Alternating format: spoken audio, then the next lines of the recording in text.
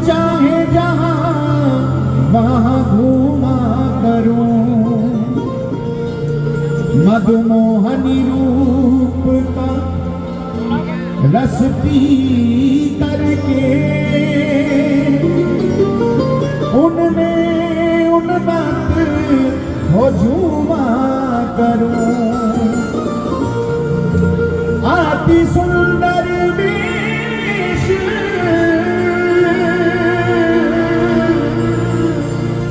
अति सुंदर वेश ब्रजेश तेरा, राहों ही रोम में रूबा करूं। हे मन मंदिर में बिठला के तुम्हें,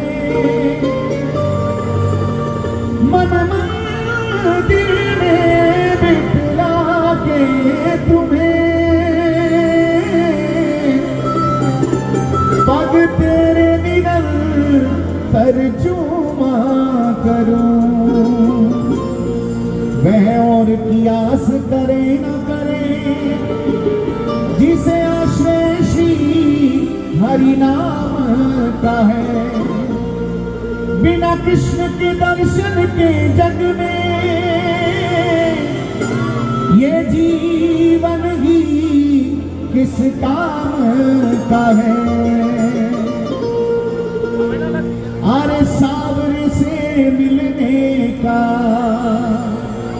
हाँ सावरे से मिलने का सत्य संग ही बहाना है। सावरे से मिलने का सत्य संग ही बहाना है। सावरे से मिलने का सत्य संग ही बहाना है। सावरे से मिलने का सत्य संग ही बहाना है। सावरे से मिलने का सत्संग ही बहाना है। सावरे से मिलने का सत्संग ही बहाना है। सावरे से मिलने का सत्संग ही बहाना है।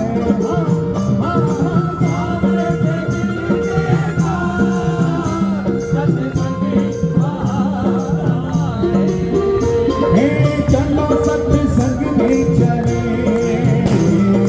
चलो सत्संग में चले, हमें हरि गुण गाना है।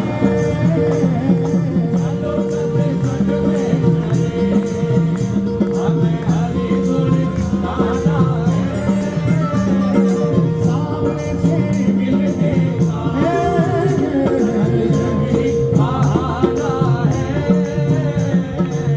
एक बार जरा दोनों हाथ उठा के पुकारिए, बोलिए बांके बिहारी लाल की जय।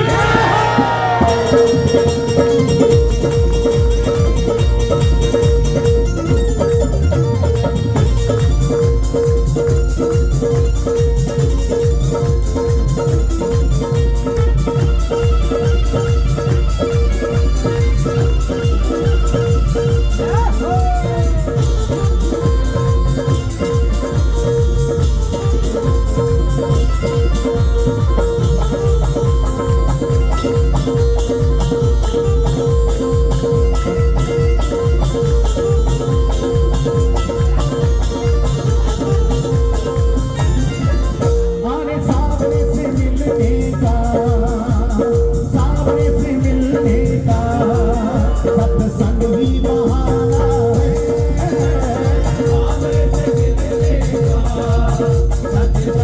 बहाना है।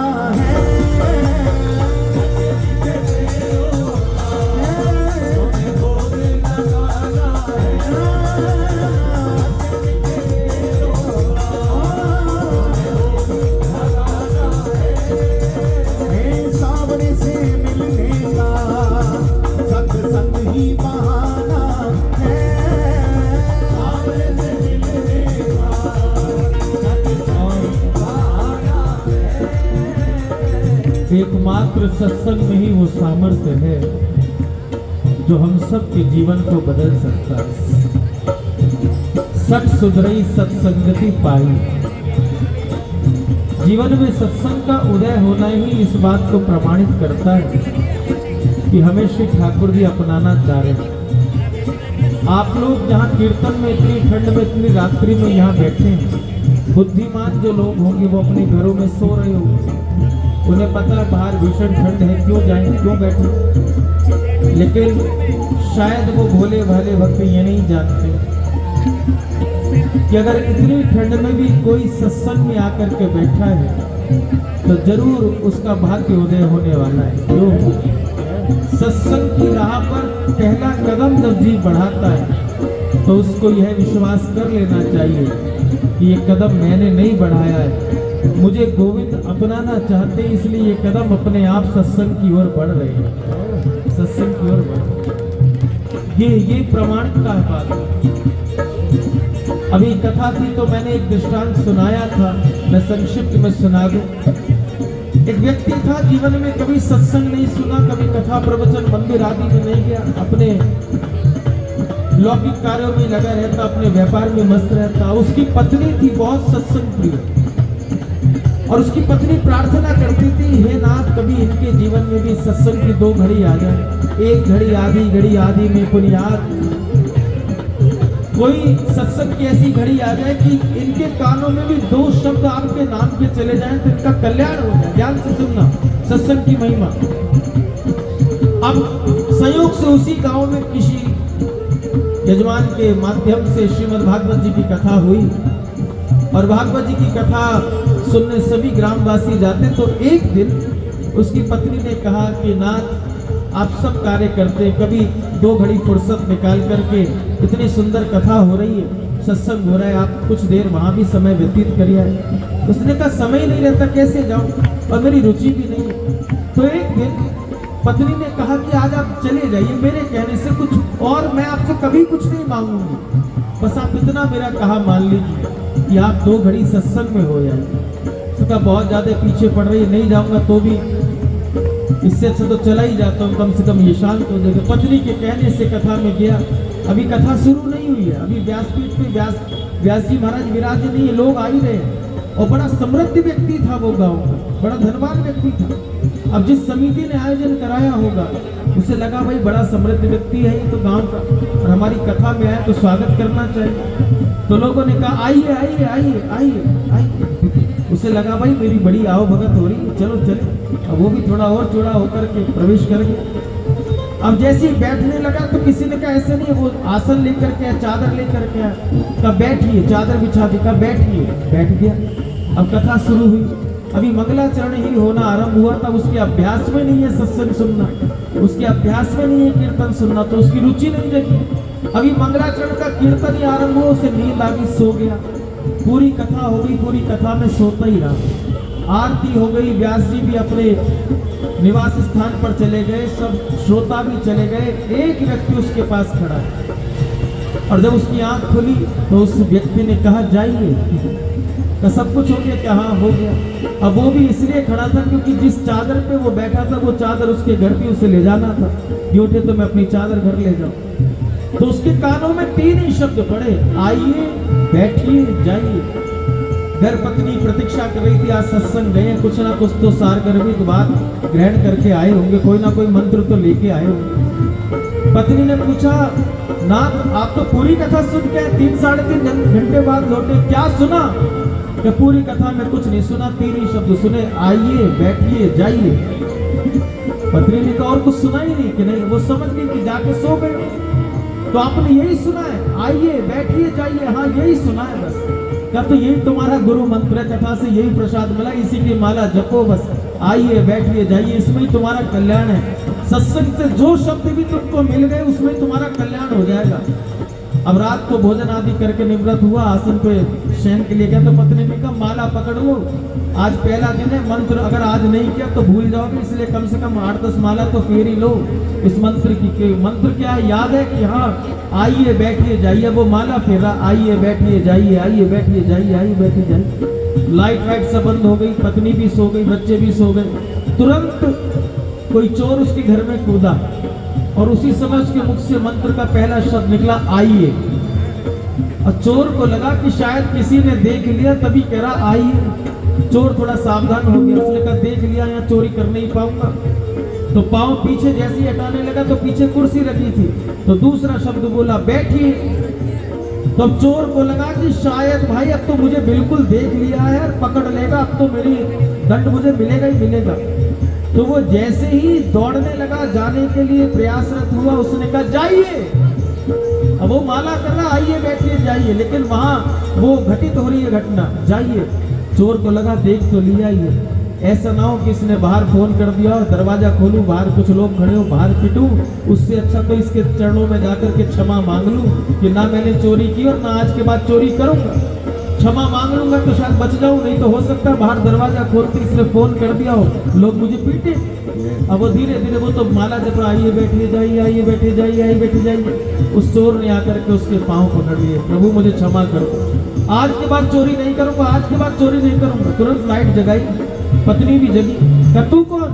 कहा मैं वही जिसे आपने देखा, जिसे आपने कहा आइए बैठिए जाइए। कहा प्रभु मैं तो आपके घर में चोरी करने आया था, आप मुझे दंड मत दीजिएगा, मैंने कुछ चुराया नहीं और आज मैं शपथ लेता हूँ आज के बाद चोरी भी नहीं करूंगा, चोरी करने भी छोड़ दूंगा, सीधी सीधी जिंदगी जीऊंगा, लेकिन मुझे जीवन दान दे दो। अब उसे तो पता ही नहीं था चोर भी आया, तो वो तो माला जप रहा था। उसने कहा ठीक है जा, छोड़ दिया जा। उसने पत्नी की ओर मुड़ करके देखा, पत्नी ने कहा नाथ ये सत्संग का फल है जो आज हमारे घर में चोरी होने से बचा।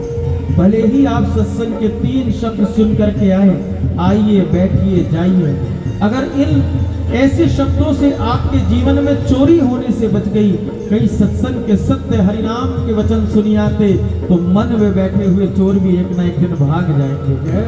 मन में बैठे हुए चोर भी भाग जाएंगे, सत्संग की महिमा। इसलिए सठ सुध रही सत्संग थी पाई, सत्संग का एक एक पल फलदायी होता है। इसलिए मैं सदैव कहता हूँ भाई, कीर्तन कोई मनोरंजन का साधन नहीं, या कोई मनोरंजन का साधन नहीं। जिस भजन में आपकी रुचि जगे उसमें अगर आप नृत्य कर रहे हो तो उसके लिए भी प्रार्थना करना, हे गोविंद जो भजन मुझे अच्छा लग रहा है उसमें मैं नृत्य करूं, इसमें भी आप संशोधन कर दीजिए, इसमें भी आप संशोधन कर दीजिए। जो मुझे अच्छा लगता है उसमें मैं अपनी प्रतिक्रिया दूं, नहीं सरकार मेरा जीवन ऐसा कर दीजिए कि सत्संग में जब जब आपका नाम आए मेरा मन नाचने लगे, मेरा मन झूमने लगे, उस दिन मेरा सत्संग सुनना सार्थक हो जाए, उस दिन मेरा सत्संग सुनना सफल हो जाएगा। इसलिए ये कुछ और नहीं है, ये वही महफिल है जहाँ गोविंद को पाया जाता है, जहाँ गोविंद को मिला जाता है। काश मेरी पुकार में वो असर हो जाए। मीरा पुकार रही, अभी जय जय कह रहे हैं ना, मीरा पुकार रही, शबरी पुकार रही, भक्तों ने पुकारा ही है। बांध लिया था तुम्हें मीरा ने आंसुओं की धार में, बांध लिया था द्रौपदी ने तुम्हें धागे 4 में। इन भक्तों की पुकार सुनकर के प्रभु मुझे यकीन हो गया, अगर आप बंधे हो तो बंधे हो केवल भक्तों की पुकार में, भक्तों की पुकार में। इसलिए काश मेरी पुकार में वो असर हो जाए, मैं आपको पुकारूं यहाँ और आपको वृंदावन में खबर हो जाए प्यारे।